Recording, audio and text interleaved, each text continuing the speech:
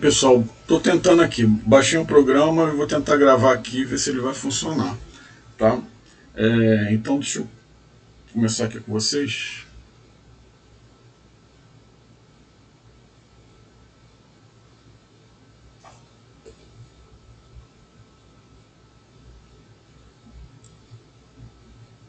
Bem, como eu estava falando, a gente vai para a seção 2.1 do nosso livro. A gente vai tratar especificamente de conversão eletromecânica do ponto de vista de, de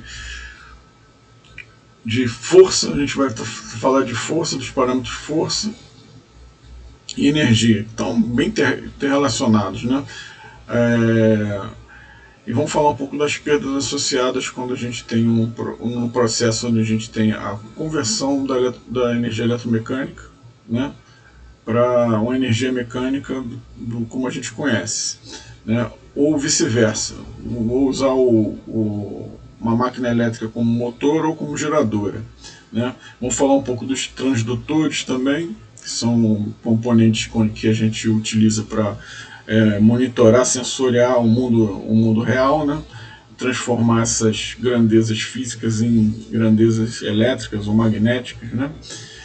De forma que a gente possa processar elas, que a gente possa trabalhar com elas em circuitos eletrônicos, né? Enfim. E fazer dois exemplos, né? Eu não usei muito o livro, não. Aliás, eu usei o livro para me basear nas referências do que precisava ser dado. Que o livro falou bem basicamente sobre potência. Eu não achei os exemplos bem relevantes, não. Eu procurei umas outras referências para mostrar para vocês. Então deixa eu passar aqui, compartilhar contigo vocês os slides. Tá? Então, aula 4, a gente vai falar disso que eu acabei de comentar, né? Especificamente sobre força e energia. A gente vem vendo nessas últimas aulas que a gente tem tanto o campo elétrico quanto o campo magnético, criando, né, situações, funções para equipamentos que a gente precisa efetivamente atuar no mundo real. Né? Uma válvula solenoide, um relé eletromecânico, uma chave eletromecânica. Né? A gente tem outros equipamentos também que a gente pode associar com a presença do campo elétrico e do campo magnético, e a gente vai, na verdade, quantificar isso com a grandeza, força e energia. Né? A gente pode quantificá-la de várias maneiras diferentes, mas especificamente nessa sessão a gente vai falar sobre força e energia. Né? Então a gente vai discutir, em linhas gerais, assim, o princípio da conversão eletromecânica, esse processo, essas forças, energia e coenergia, vamos falar bem por alto, né? Porque não estava nem no escopo da nossa aula, mas eu achei interessante e vou falar um pouquinho também. Certo? O princípio da conversão eletromecânica de energia se baseia de que eu tenho basicamente a energia elétrica, né? ou energia mecânica. A energia elétrica pode se transformar em energia mecânica, ou a energia mecânica pode se transformar em energia elétrica, usando, na maioria das vezes, o campo magnético como intermediário, um elemento armazenador de energia. Né? A gente vai ver que a gente utiliza os princípios magnéticos bastante por conta da proporção entre a energia armazenada no campo magnético em relação à energia armazenada no campo elétrico. A energia armazenada no campo magnético ela é muito maior. Né? Então os dispositivos que utilizam o campo magnético são mais vantajosos. Né? Obviamente, o campo elétrico a gente precisa para gerar corrente também, né? No solenoide, na bobina, no enrolamento. A gente precisa dele, obviamente, mas o processo de conversão se baseia mais, vamos dizer assim, mais especificamente no armazenamento no campo magnético, certo? Então, essa é uma via de mão dupla, pessoal. Essa energia elétrica ela vai armazenar no sistema, né, a, a energia no campo magnético ou no campo elétrico e proporcionar, disponibilizar para o usuário a energia mecânica ou pegar do mundo real a energia mecânica, uma hélice do gerador eólico ou a água que passa por a turbina de uma usina hidrelétrica, né, que vai girar aquele rotor daquele gerador e gerar, a partir da energia mecânica, uma energia elétrica. Mas isso é uma via de mão dupla. Né? Eu posso tanto fazer de um sentido quanto no outro. Né? E o processo, né, essa conversão, se dá por meio da interação dessas duas grandezas aí, desses dois campos, o magnético e o elétrico. Certo?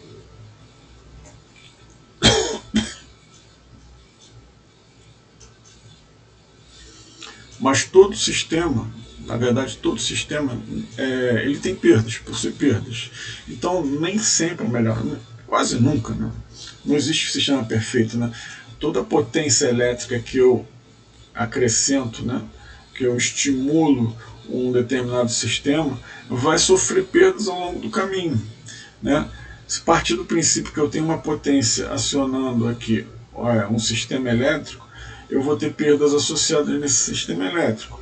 Perdas associadas podem ser perda no enrolamento, perda de resistência ohmica, você vai ter perdas magnéticas também, né? Você vai ter perdas também no fluxo magnético. Da mesma forma que você tem uma resistência ohmica, você tem uma relutância magnética. Né? Isso gera calor também. Gera calor e gera perda. Normalmente todas as perdas estão associadas ou a perda por efeito Joule, calor, ou perdas por atrito, que é a perda mecânica. O teu sistema mecânico, que faz que alicerça, que estrutura todo esse teu equipamento elétrico, mecânico, né, ele precisa de a parte física, né? Não só a parte elétrica. Você tem os fios, você tem os mancais, você tem a estrutura, você tem uma inércia para movimentar o teu rotor, no caso de um motor ou um gerador. Né? Então você tem perdas associadas que, por melhor que seja lubrificado o teu sistema, ele ainda assim ele vai ter perdas em termos de calor, perdas por atrito. Né? Normalmente estão associadas. Então a energia, a potência elétrica que você fornece, ela vai chegar no final, a potência mecânica devolvida, ou melhor, o convertida ou recebida por esse sistema todo, ela vai chegar do outro lado com essas perdas associadas reduzidas. Ela vai chegar menor, certo? Ela vai chegar com menos não vai ser a mesma potência que você vai receber convertida mecanicamente, certo?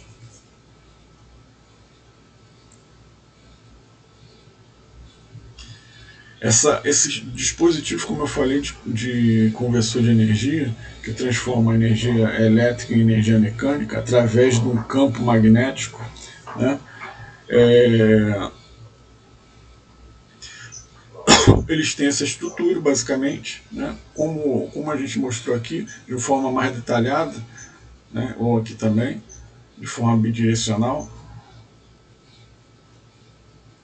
ela vai ser armazenada por esses dispositivos. Eu vou falar, eu acho que eu troquei a ordem aqui, né? Eu troquei a ordem aqui, eu vou falar primeiro dos transdutores, dos elementos, componentes que usam esse princípio que a gente está falando, e depois vou falar eu vou trocar isso aqui quando eu enviar para vocês. É que eu falo da energia armazenada antes de falar dos transdutores e dos componentes elétricos, tá? Eu vou falar disso aqui primeiro. e depois eu volto lá.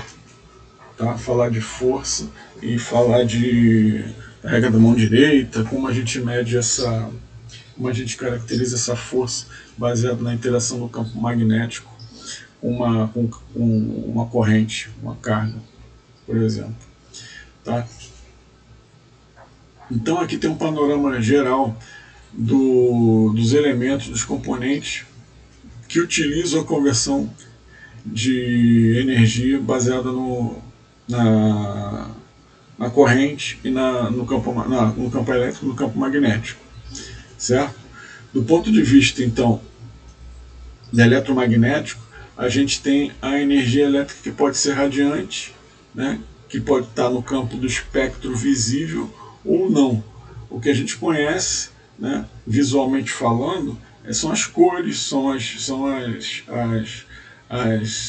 frequências, as ondas eletromagnéticas de luz, uma frequência que é visível para a gente, né?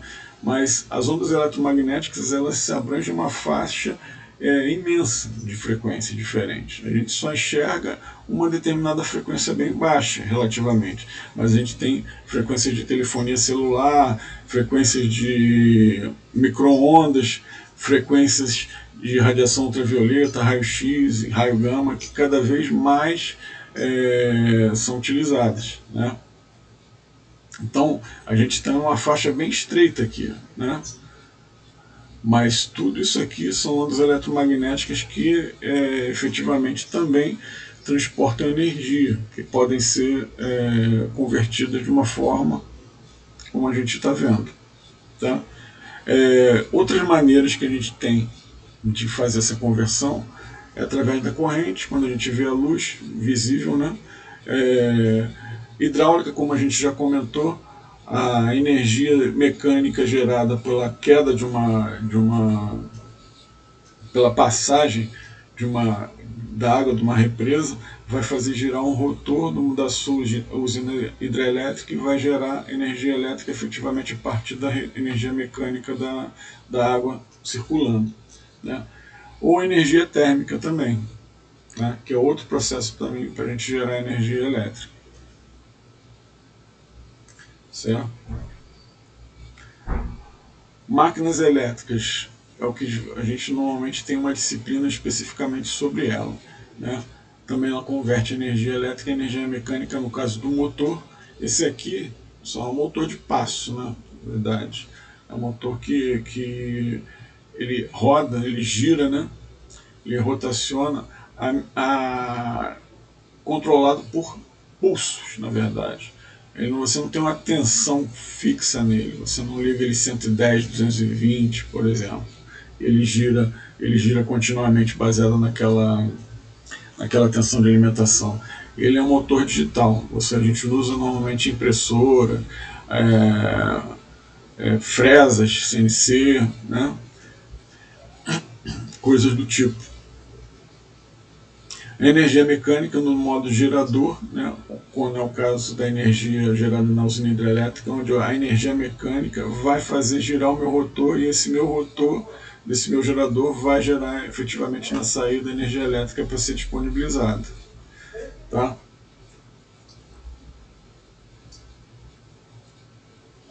Do ponto de vista de componentes, né, a gente tem então a gente tem componentes eletrônicos que utilizam, no caso do efeito Hall, sensor de efeito Hall, ele gera uma tensão proporcional ao campo magnético que está atuando sobre ele. O sensor de efeito Hall você usa muito em carro, tem para você contar giro de eixos, né? Normalmente você tem o sensor de efeito Hall, porque ele é interessante porque ele não precisa de contato, né? É simplesmente o campo magnético vai fazer ele gerar um pulso proporcional à rotação. Não sei se foi aqui que a gente falou, mas acho que foi na aula passada, a gente chegou até a falar disso. No caso, microfone e alto-falante são meio que parecidos, né? Só que um recebe o som, a energia mecânica na forma de onda de pressão sonora, né? A variação de pressão sonora no ar, e vai sensibilizar uma membrana do teu microfone, e ele vai gerar uma tensão elétrica proporcional àquela pressão sonora que ele recebeu. O alto-falante é o contrário, é como se fosse o motor, né, e o gerador, né? O microfone seria como se fosse o gerador, né? Ele recebe uma pressão mecânica das ondas sonoras e gera uma tensão elétrica proporcional à voz da pessoa que está falando, né? O alto-falante é o contrário, seria como se fosse o motor, né? Fazendo uma analogia com o que a gente está vendo agora, um caso físico, né? O alto-falante ele vai receber sinais elétricos proporcionais a um sinal que foi amplificado da voz ou de uma música, por exemplo, e vai fazer a interação de uma bobina que está acoplada a esse cone de papel aqui, de material sintético, vai fazer ele vibrar de acordo com o sinal elétrico que ele recebe. Ele vai interagir com um ímã fixo, um ímã permanente, que existe na base de todo alto-falante, e essa interação com a bobina com a bobina que está conectada diretamente a essa membrana aqui, essa interação vai fazer a membrana vibrar de forma similar à voz que foi gerada, e está seguindo aquele caminho elétrico ali que foi estimulado, foi fornecido para o alto-falante, certo? Então, seria como se fosse, no caso específico nosso, como se fosse o motor, né? O motor você fornece energia e ele devolve energia mecânica. O alto-falante você fornece uma energia para a bobina, ele vibra interagindo com o campo magnético do alto-falante e faz vibrar mecanicamente a membrana do alto-falante, gerando voz, gerando pressão sonora, certo? E a célula Peltier é um outro dispositivo conversor de energia, que ele converte energia elétrica em energia térmica. É interessante, porque você pode usar ele como um dissipador de calor, né, para aproveitar e resfriar um determinado elemento que você precise controlar a temperatura, né?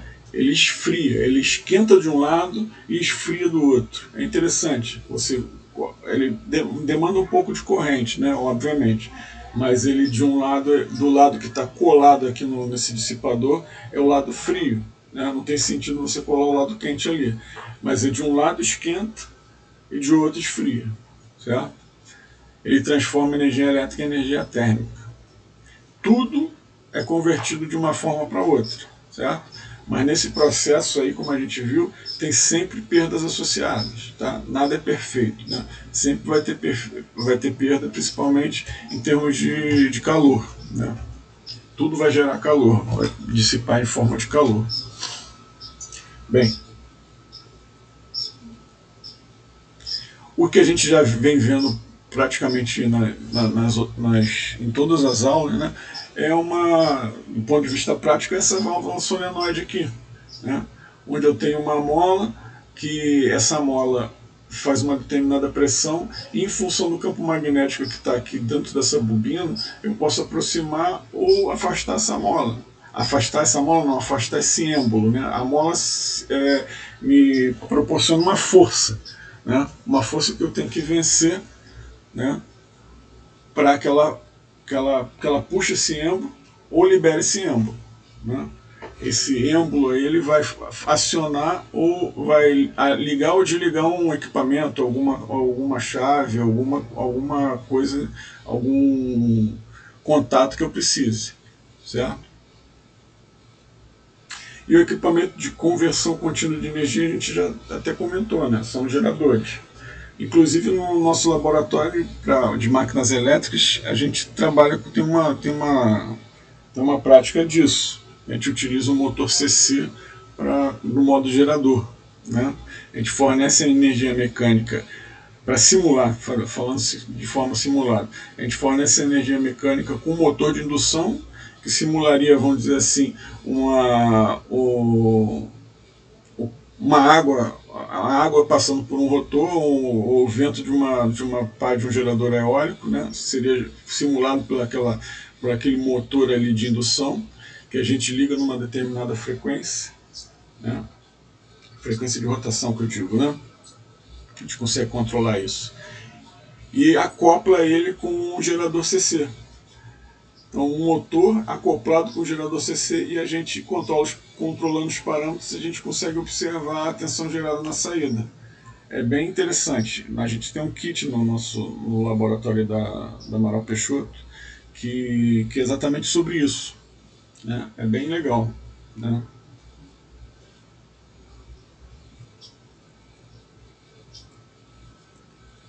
Força e conjugado. Na verdade, a gente vai ver conjugado, se não me engano, semana que vem, né? Mas, de maneira geral, quando a gente está falando de conversão de energia, a gente está associando a grandezas que são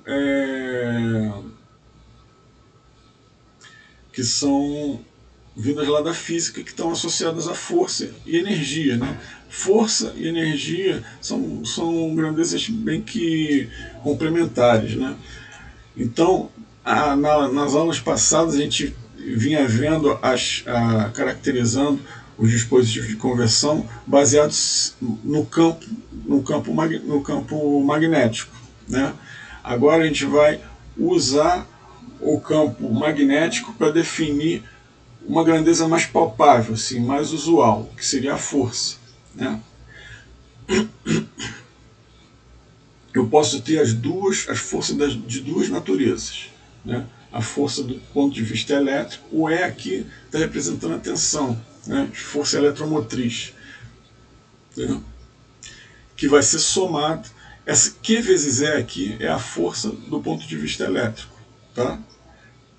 Que vai ser somada com um Q é carga, né? V é velocidade dessas cargas, que essencialmente isso aqui, carga vezes velocidade, que na prática corrente, né?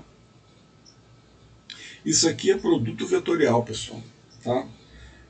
Produto vetorial significa que eu estou fazendo, isso aqui não é comutativo, né? Essa operação aqui ela não é comutativa. Se eu inverter, se eu botar B vezes V, ele vai me dar uma outra coisa, vai me dar uma força em outro sentido. Então, isso aqui é produto vetorial, significa que a força vai ter uma orientação vetorial, e faz 90 graus, ela é 90 graus em relação ao plano formado por essas duas unidades aqui, por essas duas grandezas aqui, tá? Como que a gente sabe isso? Isso é definido empiricamente, foi definido experimentalmente, né, pelos teóricos, pelos físicos, e foi observado que ela segue essa regra, né? A gente pode definir isso pela regra da mão direita, tá? Que define a força que vai ser gerada quando eu tenho uma corrente, na verdade, a corrente carga vezes velocidade, né? Eu vou ter uma corrente aí, efetivamente, quando eu tenho uma corrente sob ação do campo magnético, certo? Percebe o seguinte, eu tenho campo elétrico, corrente, e campo magnético, que normalmente vai ser externo. Tá? Então essa interação aí que vai me gerar a força que eu estou querendo estudar. Tá?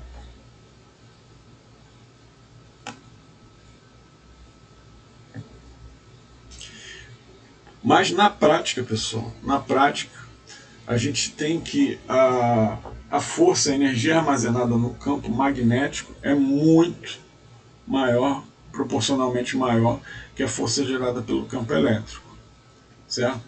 Então, sistema puramente magnético, quando essa desproporção é latente, a gente tem a força só, vamos dizer assim, aproximada por essa expressão, só a parte magnética do meu sistema, tá? Falando um pouco mais, a lei de Lorentz define essa relação aqui. A lei de Lorentz é isso. Define a força que uma corrente sofre, que um condutor sofre quando ele está sob a ação do campo magnético. Ok? E ela vai ter a característica de ser perpendicular ao plano formado pela tensão não, pela corrente e pelo campo magnético. Tá? Como é que é a regra da mão direita? A regra da mão direita é como está ilustrado aqui. O meu indicador vai no sentido da velocidade, que é efetivamente o sentido da corrente, velocidade da carga, tá? Como está aqui. E o meu campo magnético, o meu dedo médio, ele vai no sentido do campo magnético. A força gerada vai ser o meu polegar, beleza? A mesma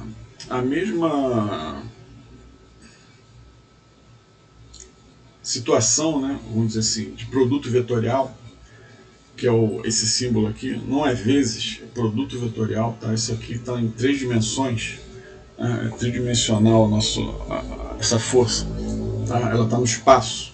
Né? Acontece quando a gente tem uma situação como um parafuso, é exatamente a mesma situação. Eu vou ter, à medida que eu torço esse parafuso no sentido anti-horário, eu vou ter uma força proporcional para cima, para entrar no meu, na madeira ou onde eu queira pregar esse parafuso, certo? A força é no sentido perpendicular ao plano do meu torque, no caso aqui, né? Do meu giro, perfeito? É exatamente a mesma situação de produto vetorial, tá? Só que aqui no caso do produto vetorial, quando a gente tem um parafuso, a gente tem forças puramente mecânicas, beleza?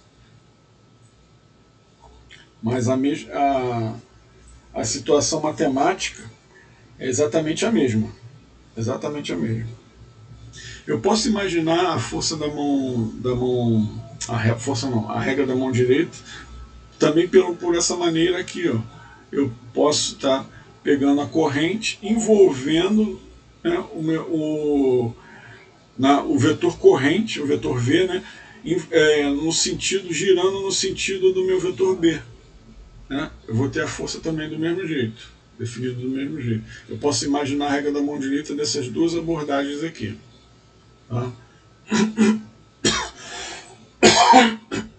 Eu, particularmente, prefiro lembrar da fórmula e lembrar que sempre o produto vetorial vai ser do primeiro para o segundo. Vai ser o vetor que sai do primeiro em direção ao segundo. Sempre sai do V em direção ao B. Certo? Sempre nessa ordem aqui. Se fosse ao contrário, não ia ser assim. Né?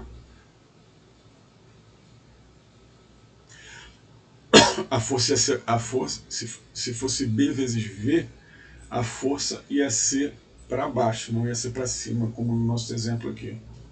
Tá? Então, tem que tomar cuidado com isso. O resultado da força está intimamente ligado à expressão. Tá? Não é comutativo. Tá? Isso não é multiplicação, isso é produto vetorial. Tá? É diferente. Parece igual, mas é diferente. Beleza?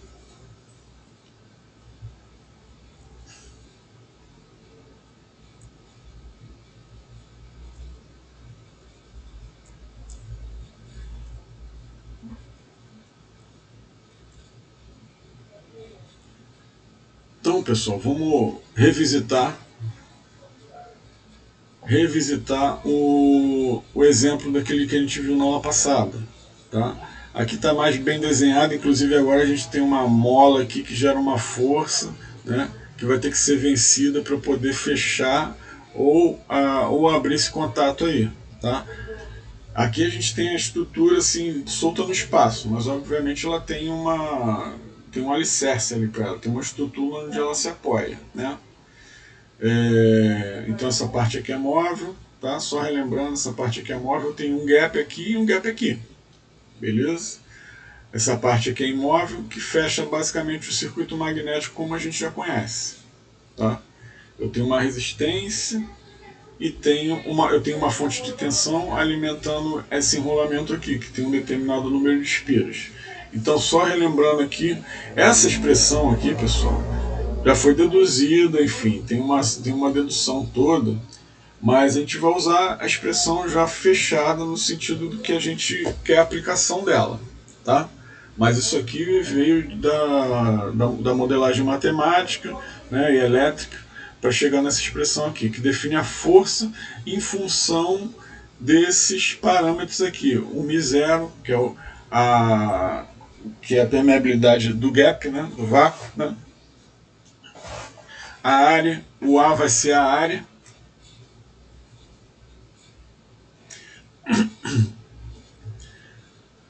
O A vai ser a área, o N é o número de espiras, número de espiras do enrolamento ao quadrado, vezes a corrente ao quadrado, vezes o gap ao quadrado. O gap é o comprimento dele, tá? Não é a área do gap, não. A área aqui é a área que é a área do circuito, né? A área da seção transversal do circuito. Só lembrar disso. Beleza? Então a gente tem aqui duas expressões que vão definir para essa situação aqui tanto a força quanto a energia. A energia, pessoal, a energia é W porque vem de trabalho, work em inglês, tá? Então todas as referências às vezes parecem uma letra estranha, né? Mas na verdade a gente tem que sempre lembrar que toda a teoria ela foi desenvolvida, ela foi consolidada, né, em literaturas inglesas, né, da língua inglesa. Né? Então é W de trabalho. Não, a energia é armazenada no entreferro. Né? A energia armazenada no entreferro vai ser definida por essa expressão aqui. Certo?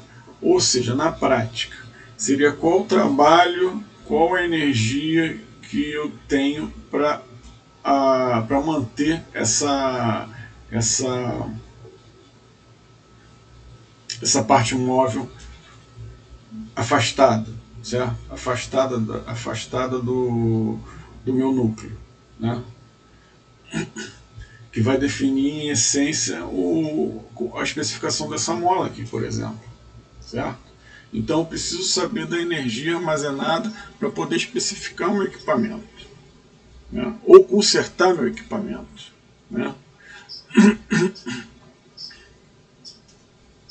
Se, por exemplo, no caso eu tiver um equipamento que eu não sei a especificação dessa mola, mas eu sei qual é a corrente que passa, eu sei qual é a área de seção transversal do meu circuito magnético, eu consigo, se essa mola arrebentar num equipamento, sei lá, hipotético aqui, caro, que eu tenho que trocar, eu posso conseguir especificar essa mola de forma ideal, vamos dizer assim, né? Baseado em critério técnico.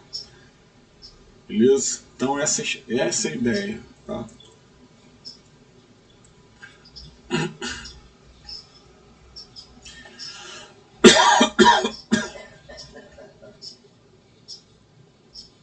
Então, pessoal, eu tenho essa expressão para força.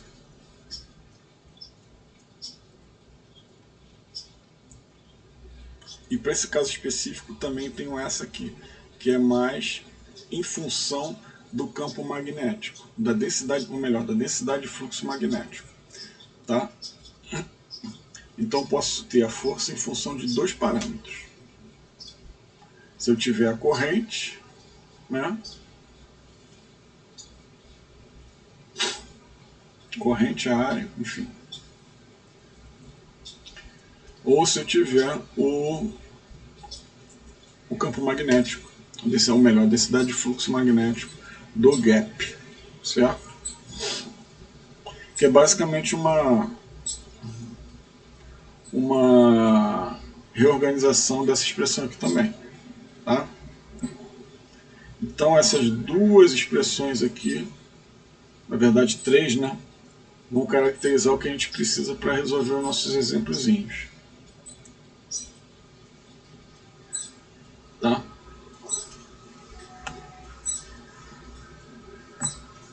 Beleza? A gente chama isso também de pressão magnética sobre a parte móvel do dispositivo. Tá? É como se fosse a força que eu preciso para manter aquele dispositivo afastado ou a força que eu tenho que vencer para aproximar aquele dispositivo do circuito magnético, por exemplo. tá?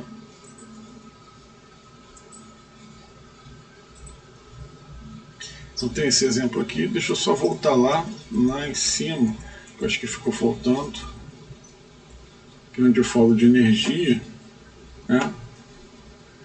A energia, pessoal, o work, ela pode ser definida em função da corrente dentro desse gráfico aqui.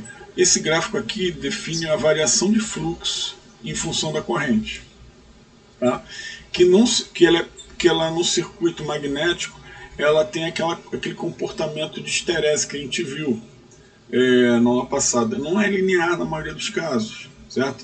Então ela tende a uma linearidade no início, mas depois tende a uma saturação, tá? Então a gente aproxima, no caso linear, só por partes, vamos dizer assim, né? Ela é linear por partes. Então essa energia armazenada no campo vai depender do material magnético que você tem, que essencialmente define o comportamento dessa curva aqui, tá? Tem materiais magnéticos que têm uma curva mais acentuada, tem materiais magnéticos que têm uma curva mais suave, né? A gente viu na aula passada também a diferença dessas curvas aí em função do material que a gente está utilizando, tá? Então, de maneira prática, essa energia ela está associada com essa área aqui desse gráfico, que a gente chama de o lado da energia, e esse gráfico, a área sobre o gráfico, sobre a curva, a gente chama de coenergia, né? A nomenclatura dada é essa. Não, mas do ponto de vista prático, o que interessa mais para a gente é a energia, né? Que está armazenada e que é a função dessa expressão aqui, a integral, né? Se essa curva fosse linear, essa integral seria mais fácil, né? Não seria uma curva exponencial como essa aqui, né? Mas se a gente considerar trechos menores, a gente pode considerar ela como linear por partes, tá?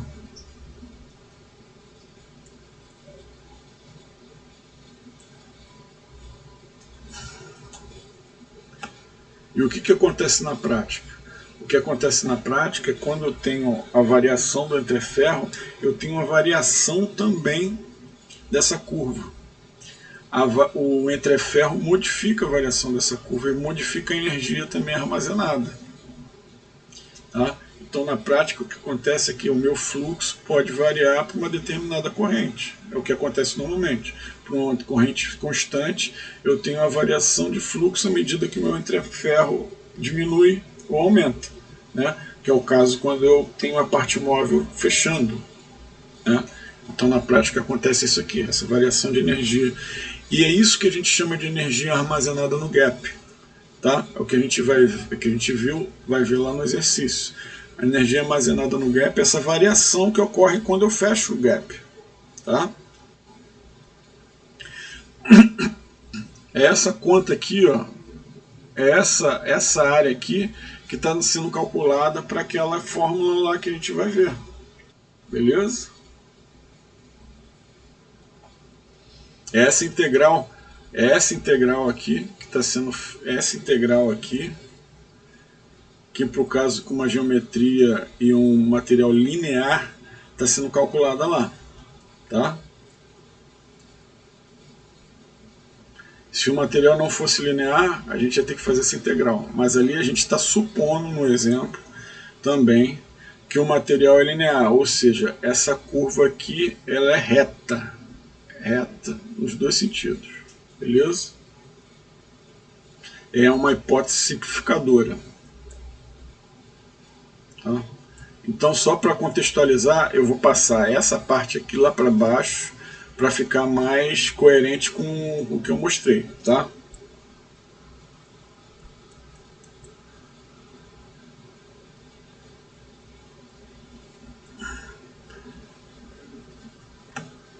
Pessoal, esse exemplo aqui, vou fazer o seguinte.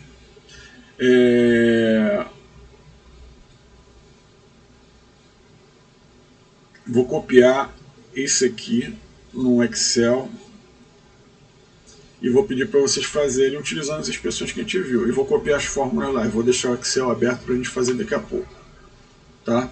Então, exemplo, eu tenho 3 espiras, ou melhor, tenho 300 espiras no contexto desse dispositivo que a gente está vendo, tá? Um circuito magnético simples, com 2 entreferros, um enrolamento, tá? Ele está sendo alimentado por uma tensão CC, tá? Uma tensão CC. Esse enrolamento ele tem 6 ohms, ele está conectado a uma fonte de tensão com uma resistência de 6 ohms. Ele tem 300 espiras, ou seja, o Nzão é 300. A área do gap, né, vai ser 6 por 6 e o gap vai ser 5 milímetros. Então, passa tudo para o sistema internacional, desprezando a relutância do núcleo, calcule. Por que a gente fala desprezando a relutância do núcleo? Porque na prática, pessoal, na prática a força magnetomotriz, ou seja, o NI, é igual ao campo magnético do meio, né, vezes o comprimento do circuito do percurso médio, mais o campo magnético do gap, vezes o comprimento do gap, certo? Só que, de maneira geral, porque a relutância do gap é muito mais alta, ou a gente pode dizer que a relutância ou que a permeabilidade do núcleo é muito mais alta, a gente considera que a força magnetomotriz está quase completamente definida pelo tamanho do gap, certo? Então, ou seja, a gente despreza uma parte da expressão, né? Porque ela é desprezível do ponto de vista quantitativo, né? Então a gente assumiu isso aqui como também uma verdade, né? Desprezou a relutância do núcleo, e eu peço para vocês calcularem baseado nas expressões que a gente viu, que eu vou colocar lá, fechar ali no Excel para a gente fazer daqui a pouco. Eu quero a energia armazenada no gap, ou seja, o W, baseado na expressão, e a força sobre a parte móvel, o Fm, né? O Fm aqui.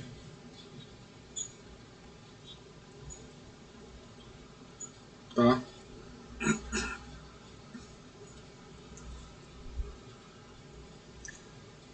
Melhor. Eu vou fazer já. Eu vou passar logo para vocês o slide todo. Tá? Vou passar no grupo, beleza? Mas eu quero que a gente faça. Vou dar uns 10 minutinhos para a gente fazer esse aqui primeiro, tá? Esse exemplo, o primeiro exemplo.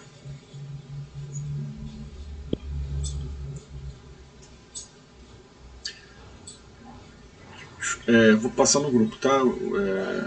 Tá, beleza.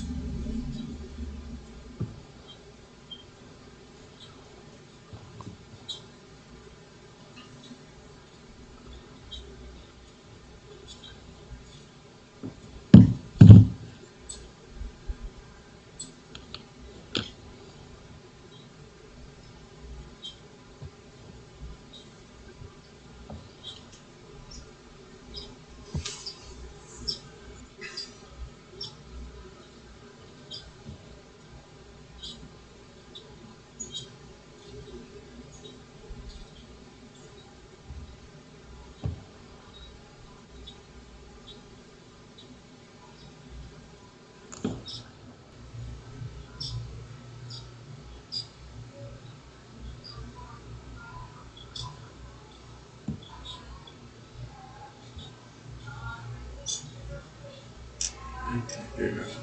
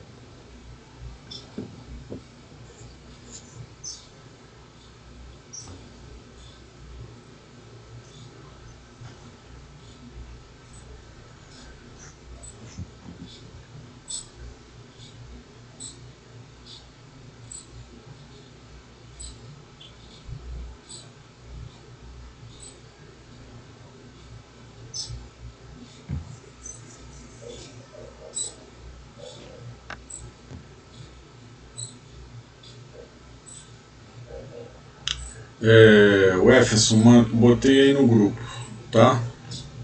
Tá, já tô olhando aqui já. 10h10 eu volto pra gente fazer junto, tá? E fazer o outro junto com vocês. Ou melhor, o outro a gente. No outro eu deixo também vocês fazerem, que também é bem parecido com esse primeiro exemplo, só que no caso é com tensão alternada, 120 volts alternado, tá? Eu só vou ali rapidinho, 10 minutinhos eu volto, eu vou ali tomar um café no banheiro e já volto, beleza? Tá, beleza.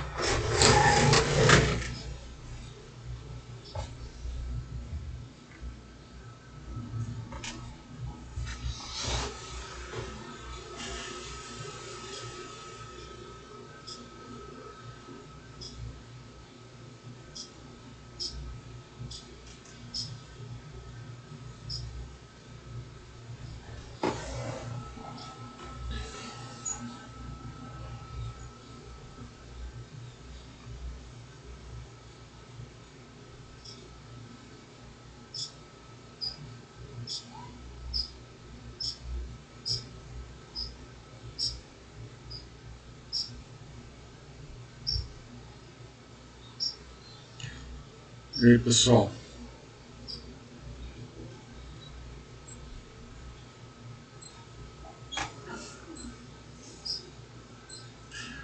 Vou aqui preparando lá o Excel para a gente fazer junto, tá? Enquanto vocês terminam aí.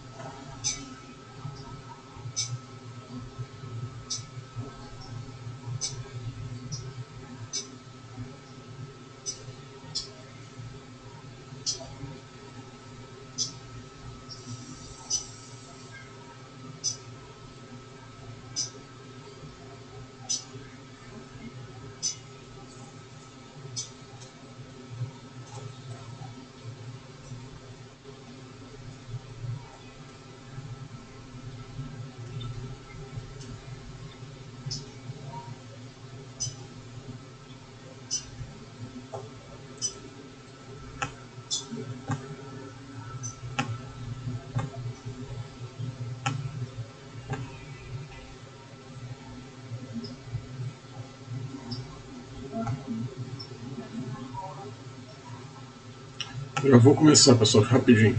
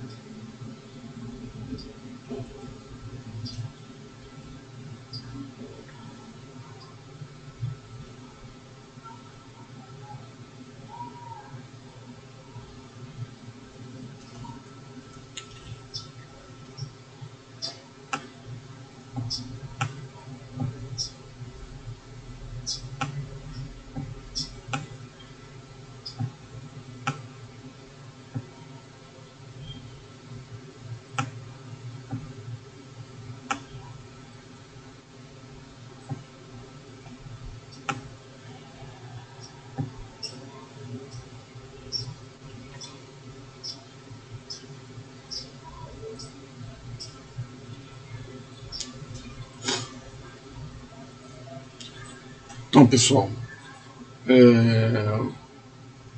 vamos lá. Primeiro passo aqui que ele fala, ele deu, imagina aqui que eu tenho uma tensão Cesena, 120 volts, com uma resistência que não está mostrada aqui, mas é de 6 ohms. Eu posso considerar como se fosse a resistência do enrolamento também, né? Mas imaginar o seguinte, isso aí, esse cenário. Tá? Então, primeiro passo, a gente pode calcular de duas maneiras, né? Com essa expressão aqui ou com essa aqui de baixo, certo? Vamos fazer com as duas, né? Daí então é o seguinte, primeiro eu calculo a corrente, que é o parâmetro principal aqui para eu definir essa minha, a chegar nessa expressão aqui, né? Que é o que falta. Eu tenho a área, eu tenho o N, né? Eu tenho o tamanho do gap, eu tenho o comprimento do gap, né? Tenho tudo, né? Então boto os dados aqui, tensão, minha resistência, a corrente vai vir na sequência, né?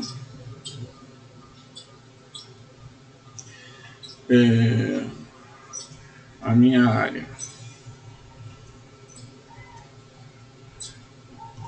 do gap que eu preciso também, né? Essa área que era do gap, tá?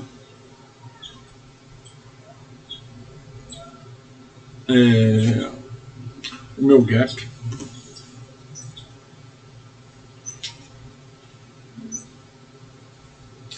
e o meu N,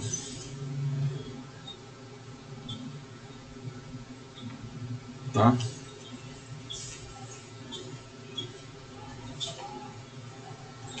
Então vamos utilizar essa expressão aqui, ó.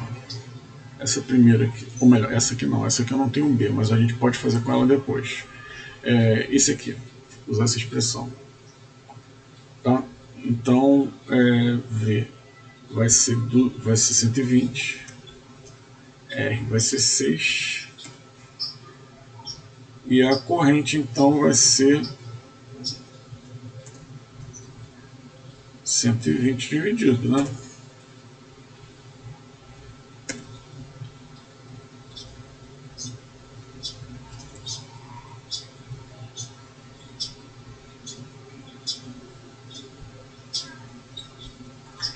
Tá? Minha corrente 20 amperes.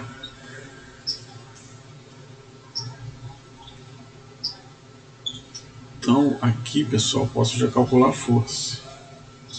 Ah, não, eu tenho que calcular a área. A área é 6 vezes 6.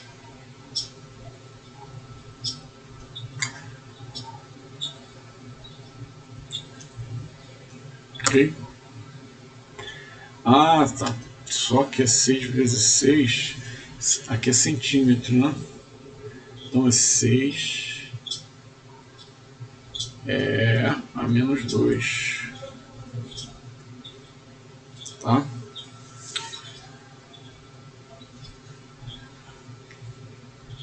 Meu gap é 5 milímetros.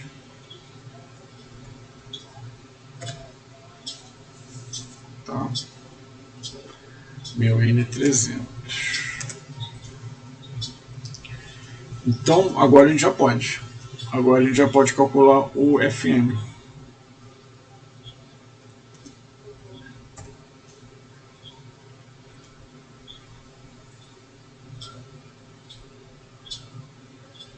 FM vai ser essa expressão aqui, ó.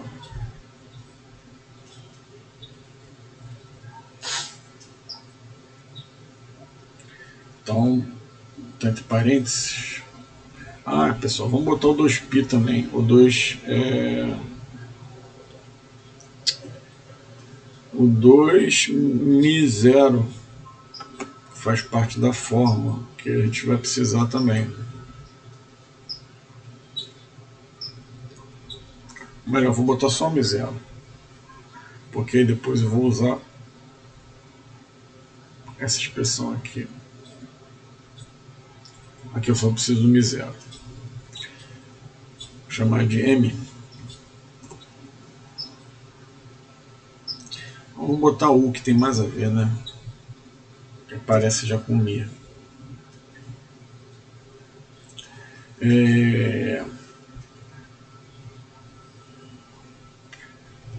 4 π, né? Vezes 10 a menos 7. Vezes π.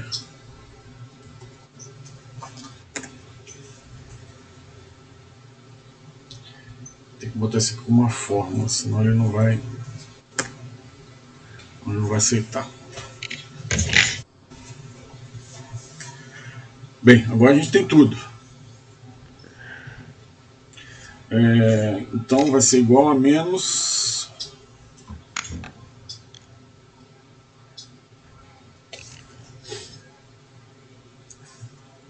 Professor, Fala.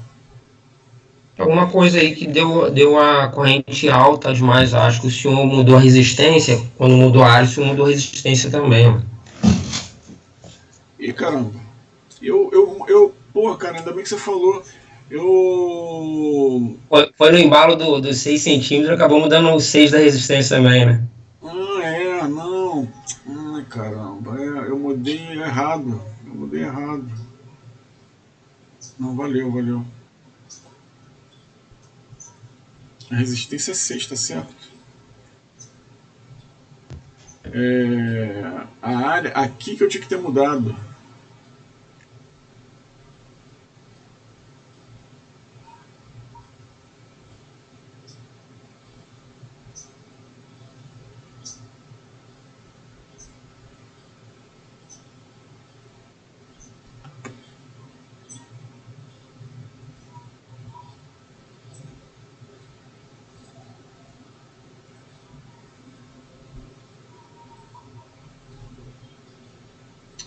Não, caramba.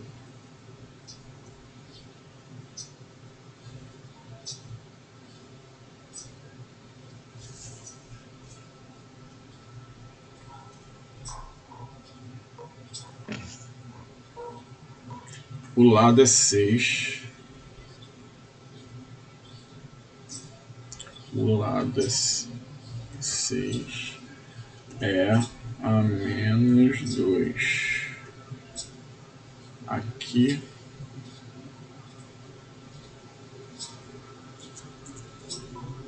é esse aqui vezes 2 elevado ao quadrado.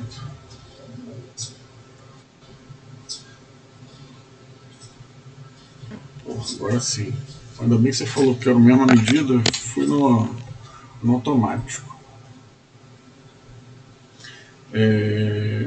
Então vamos lá. Igual a menos. Eu vou multiplicar isso tudo aqui. Multiplicar isso tudo e depois dividir por 4G2. Que aí fica uma fórmula mais fácil de eu implementar. Tá? Mi. Mi vezes a área. Então essa área da fórmula é a área do gap, professor?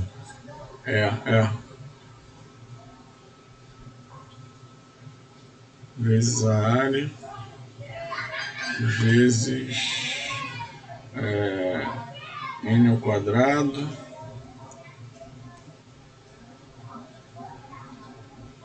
vezes i ao quadrado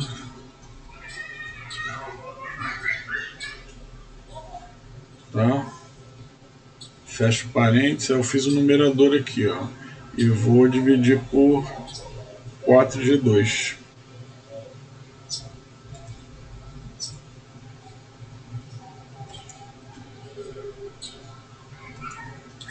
Vezes G ao quadrado.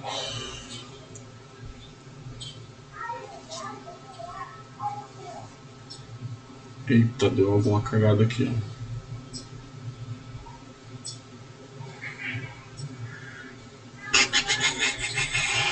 O que houve? Eu acho que foi na área do gap. O senhor, em vez de clicar no valor do gap, o senhor clicou na célula AG. Em vez de clicar no 3,6 é menos 0,3. Ah, cara, pô, você... Olha lá em cima, lá na fórmula, lá em cima tá lá, ó. No A16. Ah, tá.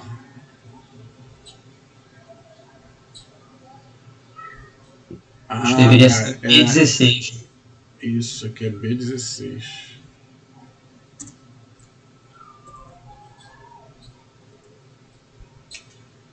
Vírgula 63, blá blá blá blá blá.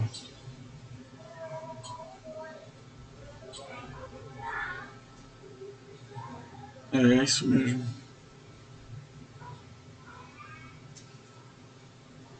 Newton, tá? O sentido o negativo significa que ele tá no sentido contrário do para diminuir o gap, na verdade.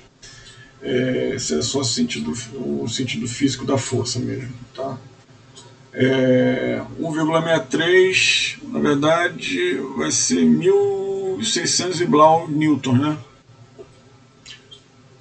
Vamos botar aqui, porque eu acho que tem mais casas decimais aqui. Que é que ele está aproximando.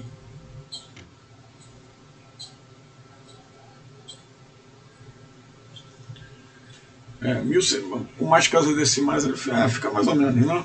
1.628. Bota 3 vírgulas aqui. 1.628 newtons. Beleza. Vamos fazer pela outra forma. Tem que dar a mesma coisa, né? Só que a outra fórmula, aqui, ela é menorzinha, mas em princípio eu preciso calcular o meu B, né? Minha densidade de fluxo. A minha densidade de fluxo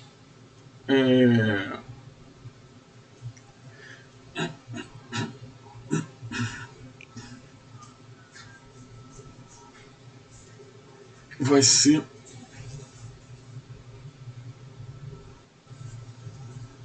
B dividido, vai ser NI, né? Calma aí, NI é a força magnetomotriz, né? Considerando o circuito só, desprezando a relutância do núcleo, eu vou ter HG, tá? Essa expressão aqui é definida como se fosse a lei de A lei de Ohm no caso magnético. Tá? É um circuito só com uma resistência, uma relutância. Só que o H do G, né? O H do gap, vai ficar complicado, tá? Mas o H do gap vai ser B do gap sobre o Mi zero, né? Ni igual a B do gap dividido por Mi zero vezes o gap. Aqui é o B vezes o gap, tá? Para não ficar muito redundante. Ou então o meu B do gap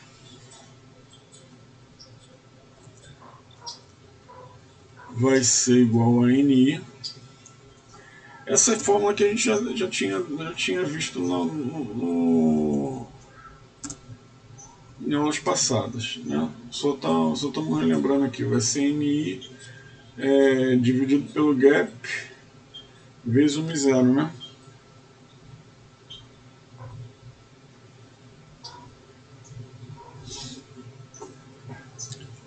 Não, dividido pelo Mi zero.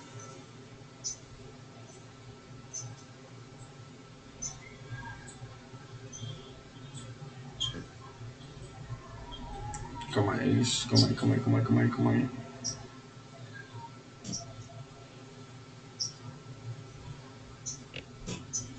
Cara, o problema de fazer conta aqui é que às vezes eu me enrolo. Fazer na mão. Na mão a coisa sai.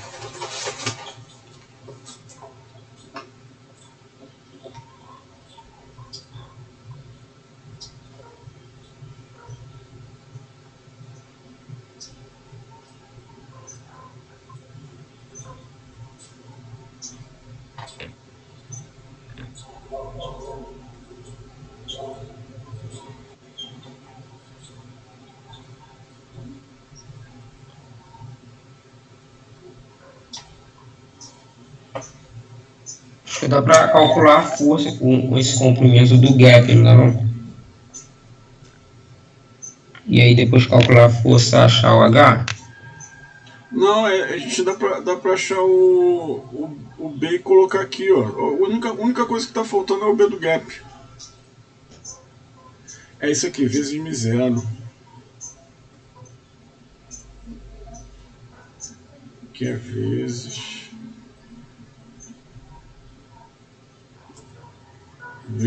o I dividido pelo gap. Porra.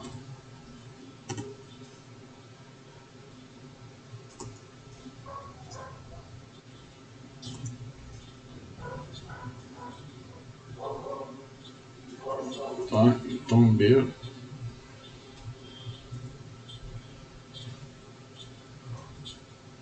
Então B vai ser, se tudo der certo, essa expressão aqui.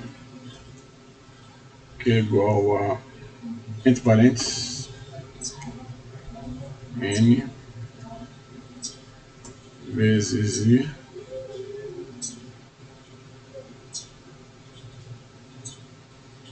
vezes o Mi zero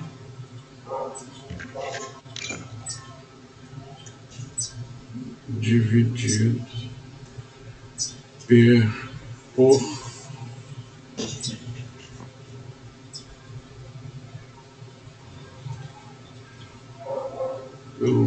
pelo gap ou pelo duas vezes o gap?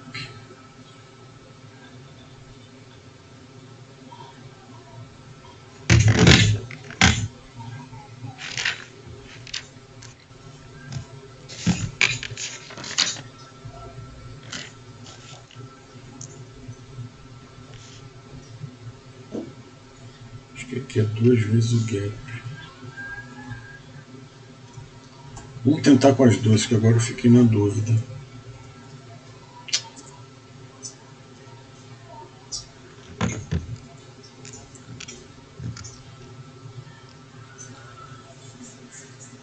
7,54. 7,54 Tesla.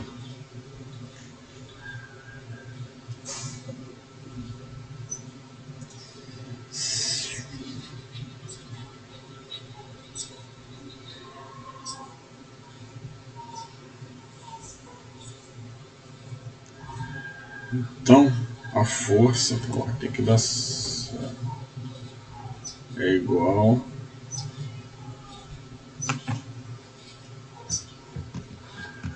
a menos esse cara aqui ao quadrado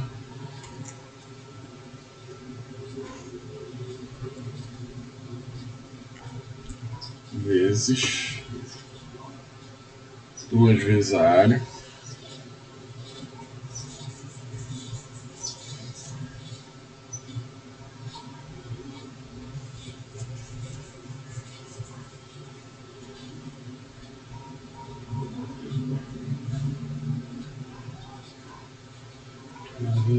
que é isso aqui?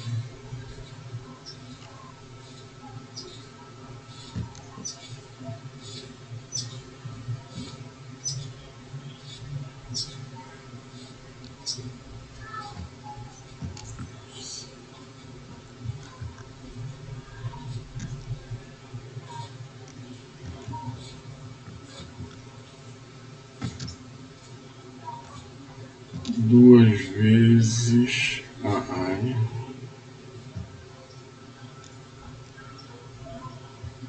aqui eu já botei 2 vezes, né?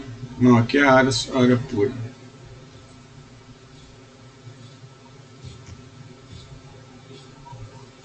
Duas vezes a área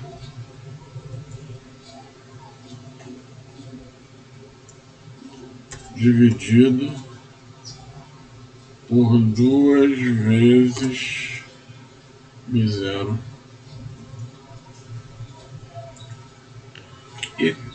Eita, deu alguma coisa errada aqui.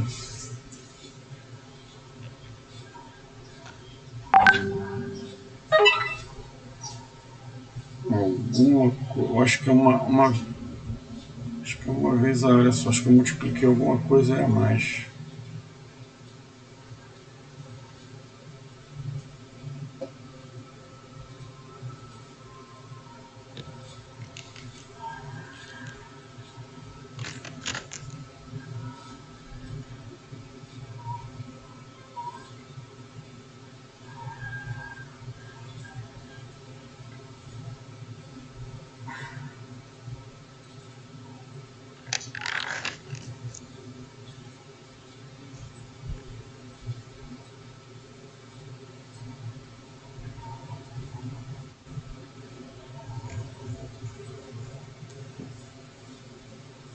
Isso aqui bateu.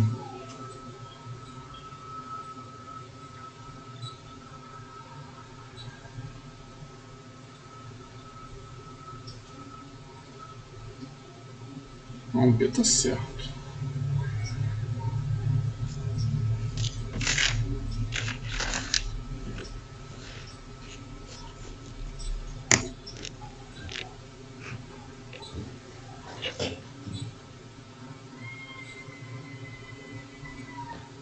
Aqui é só...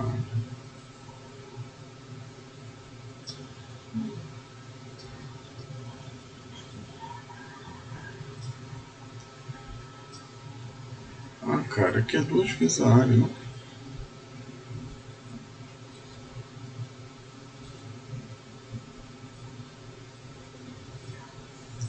Aqui é 2 vezes.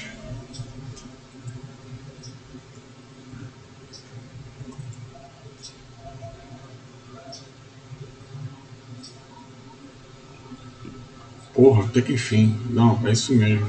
Aqui eu esqueci o 2. Eu esqueci o 2 da fórmula. Tava até assustado aqui achando que eu tinha feito alguma coisa errada. Aqui... Opa. Olha lá, mesmo valor, exatamente igual. Pode ser pelas duas expressões. Tá? O o que você tiver na mão. Então essa é a força em newtons. Está sendo exercida sobre a parte móvel. E agora a energia. A energia é outra expressão que vai ser dada por essa expressão aqui, ó.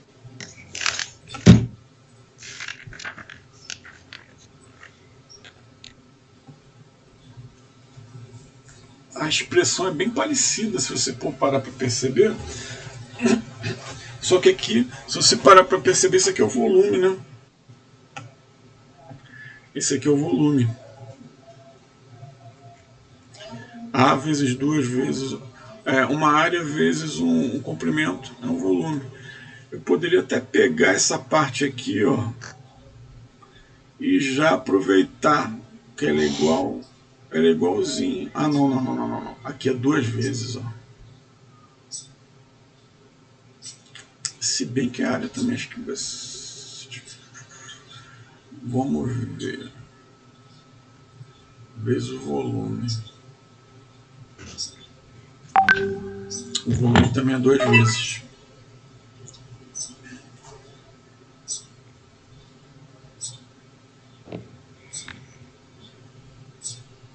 Tem 2 gaps aqui. É exatamente isso aqui, pessoal.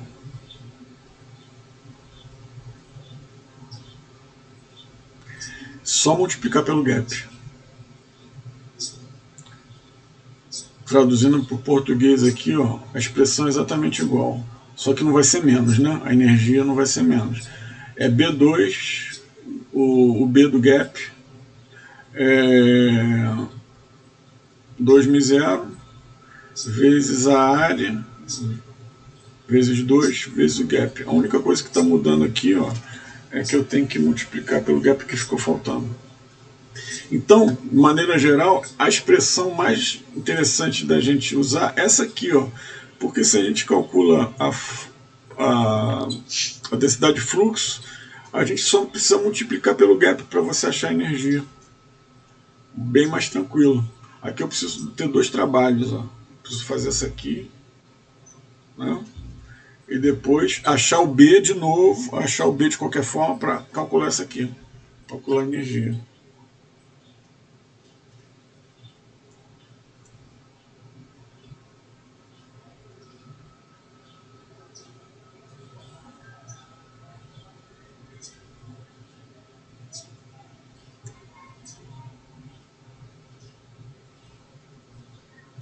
Show? Vamos calcular a energia então. A energia é o trabalho.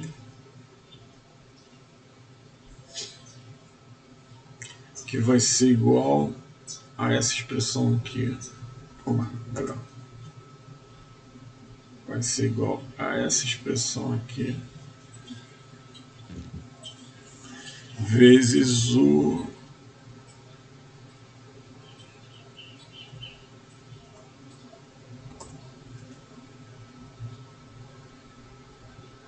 vezes o G.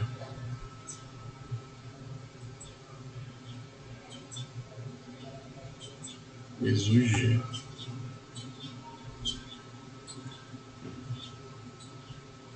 Exatamente isso. Só que tirando o sinal, tá? Esse sinal aqui era só da função da força. Então, professor, nessa fórmula ali de cima aí da força, ela está multiplicando pelo N? Ah, não. O N aqui é Newton. Ah, não, pensei que era módulo de alguma coisa relacionada a espiras, então viajei. Não. É a grandeza, né? É a unidade de força. Eu associei o número de espiras, viajei aqui. Não, isso aí, confunde, tem muita letra diferente. Tipo W poderia ser watt também, né? Mas é energia. Tem livro que bota energia como U, não sei de onde que o cara tirou o U. Né?